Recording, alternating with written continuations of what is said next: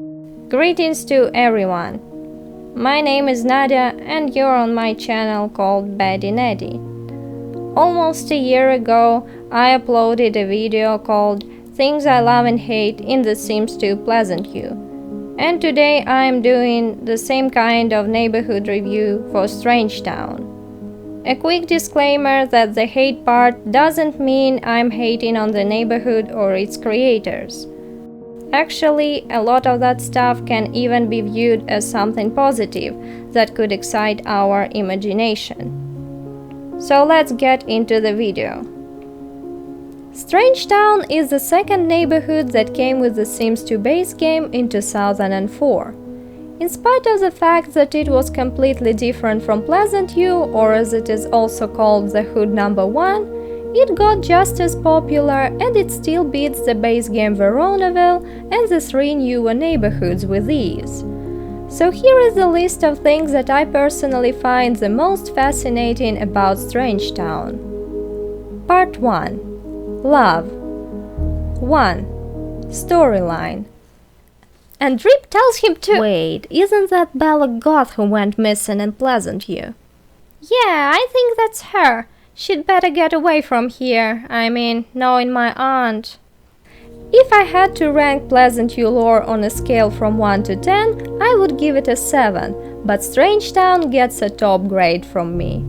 From aliens slowly turning the hood into their colony, or one of the aliens settling down with his victim's daughter, to the Grim Reaper's son who's being tortured by his new roommates, Strangetown definitely isn't a place where you could get bored.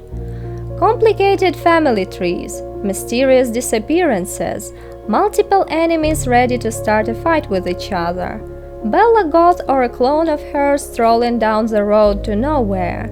You can look in any direction and you are always going to be surprised. 2. Charismatic characters. Jill, come here! Look at my roses! They look so alive, so green! Yeah, green. In spite of the fact that most Strangetown Sims are serious and active, each of them tells us their own story through their bio, memories and photo albums. For example, General Buzz Grant and Loki Beaker seem to have a lot in common, but there is no way one would mistake an overly strict and probably slightly paranoid father of 3 boys for a mad scientist who uses a guy he is living with as a test subject. By the way, there are 3 more scientists in the neighborhood, and while Pascal is the most balanced one, Viken can be described as an insecure misanthrope, and Laszlo just wanted to be as cool as his older brothers, but ended up surpassing them because of his much more likable personality. Everyone is different, and even the omnipresent interest in sci-fi doesn't mean these Sims will behave the same way upon seeing an alien. 3. Creative and lore-accurate builds. Daddy! Is it true they used to torture aliens in that building? Oh yes, they did. The good old days. To be honest, I've never thought Strangetown was beautiful. Maybe it's because I'm not familiar with desert landscapes. But the builds here are gorgeous. They tell as much story as the Sims' biographies and memories, if not more. The Beakers live in an abandoned castle with a creepy dungeon, the Grunts in an administrative building, the Curious's house is trying to reach the skies almost as hard as its owners are, and the completely normal Smith house looks abnormal in these surroundings. There are only 2 community lots, but one of them seems to be a prison converted to a swimming pool, and the other features several small buildings that are now just regular shops, a bistro, a church, an office building, and something highly secretive that tries to look like public toilets. I don't know about you, but I've always felt inexplicable anxiety looking at this neighborhood. It's like having your regular toast and jam in a room where a lot of people died in pain in the past. Strangetown and its builds provide me with senses of fear, sadness, and hopelessness. And this is exactly what this lost in the desert military base should feel like. Yes, Strangetown's drone suits are actually so big that they even manage to balance its numerous weaknesses out. It's time to discuss things that I find most annoying in the Hood number 2. Part 2. Hate. 1. Plot holes and timeline mess. Thank you for the evening, Chloe. That was awesome. I always forget to ask you, but how old are you?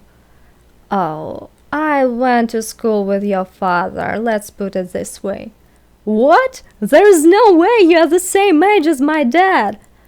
I'm actually older, boy. Okay, I understand that this neighborhood is called Strangetown for a reason, and anything is possible here, but some questions still bother me a lot. For example, why are Lola and Chloe singles at the beginning of their adulthood, and why is Lola older than her sister, when they are twins who are supposed to be older than Jenny Smith according to the Curious' family album? Or how did Glarn Curious let his daughter Jenny marry an alien who'd abducted him in the past?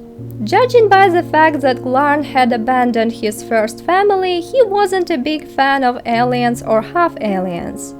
I see it as a plot hole. There is no way he wouldn't warn Jenny or her brothers against PT9. Was Jenny's marriage kept in secret then? Apparently it wasn't, but for some reason no one cared about meeting their new relative. And let's not forget about Nervous Subject, whose age is probably the biggest mystery in the neighborhood. I'm okay with the fact that Olive had him as an elder. After all, he is the Grim Reaper's son. But why is he so close in age with the Beakers, who took him in when he was a child? Maybe his fast aging is a result of their experiments? I probably would have believed that if there weren't a bunch of other Sims whose age was super inconsistent with their relatives. 2. Most Sims are related. Lola, I can't express how much I love you. You're the star I've been looking for all this time. Yes, Vikander, I feel the same. So will you agree to… Vikander, what are you doing? She's your half-sister! Sadly enough, almost 40% of Strangetown's population are Glarn Curious's descendants, with 20% being the Grunts and 15 more Olive Spectre, her son and her niece, that attempts to add some fresh blood to the neighborhood by giving Laszlo Curious a towny girlfriend and creating AJ Loner and Kristen Lost, who aren't related to anyone, look laughable. The only thing that consoles me here is that most Sims in Strangetown have knowledge, fortune or popularity aspiration, which means they'll most likely only have one child per family. 3. Relatives look like neighbors. So, will you come with me? Yeah, sure. By the way, I keep forgetting your last name. It's Beaker. Beaker. Oh, the Beakers! Next to the alien crash site. The woman seems to be alright, but the man is ugly as hell. He is my brother. Honestly, the difference between Loki and Erin's looks makes me think she was adopted into the Beaker family. Maybe this is why she doesn't have any memories of her brother. And what about Vic and Curious? I mean, I see a strong resemblance between Pascal and Laszlo, and they both look a lot like their parents. Jenny has this typical female face, which could be explained by getting a very specific combination of genes. But Vikander, he's got very unique facial features, and with such a nose, I'd rather say he was related to Loki, not Erin. Additionally, Jill Smith doesn't really resemble her parents when she becomes an adult, and Buck Grant's only plausible relative is Alexander Goth from Pleasantview. Was Alexander abducted and dropped in Strangetown too, like his mother? Maybe what we have in Pleasantview is just a clone of his. When relatives look like neighbors, it provides a very good soil for more unhinged theories. 4. Characters ruined by the expansion packs. What is this supposed to mean? I've told you to reprogram him. He should be interested in sci-fi and befriend Pascal Curious to bring me some samples for my study on alien organs. I swear I reprogrammed him. He doesn't care about sports or fitness whatsoever. I have no idea why he's doing it. If you've watched my video about what I love and hate in Pleasantview, you know what I'm talking about. The randomized turn-ons and turn-offs and the weird system of hobby assigning can sometimes contradict the Sims' original stories, and it doesn't add to the immersion at all. For example, PT9's bio says he really loves his lawn, but his one true hobby is film and literature instead of nature. AJ Loner enjoys counting sand grains in his backyard according to his bio, but he isn't nature either, he is music and dance. And Kristen Lost is probably the most iconic one. It specifically stated that she wants to be a sports star, but her predestined one true hobby is arts and crafts, just because only grouchy Sims can like sports according to the game logic. 5. Real estate problems. Ha! So this is the second house! Oh gosh, I guess I'll have to move to the tiny one. I don't want to live in this prison. Strangetown was meant to be a small community, but when there are only 3 empty houses available at the start of the game and there are also 2 families in the family being waiting to be moved in, it ruins all the positive impression. Where are the Grant brothers supposed to live after they become adults? Even if we move Johnny Smith with Ophelia Nigmos and Buck Grant will live with Jill Smith in her parents' house, there are still Tank and Rip. Did Maxis want them to live together when they really dislike each other? Apparently it did, because the Grant brothers will afford to buy the most expensive house in the neighborhood only when they are close to their retirement. Additionally, it doesn't help much that all the houses are so unique looking. Yes, I could expand the Curious's house or build something new after Pascal and Vicken have their babies and Laszlo marries Crystal Wu, but I will most likely just ruin the landscape.